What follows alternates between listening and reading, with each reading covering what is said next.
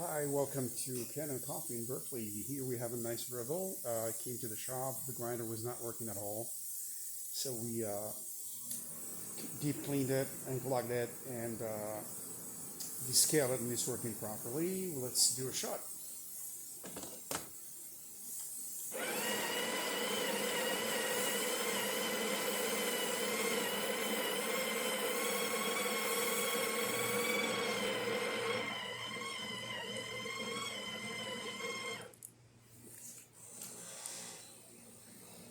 A little more coffee, which is gonna adjust that later on.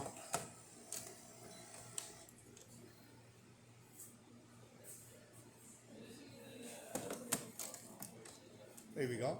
I'll adjust the amount after the video, but it's as you see, it's working nicely. And let's give a shot.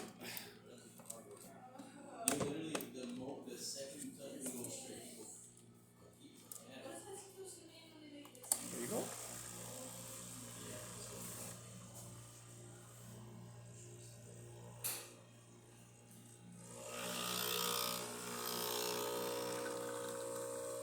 We already see there's a nice crema coming. That's a yellowish color right there.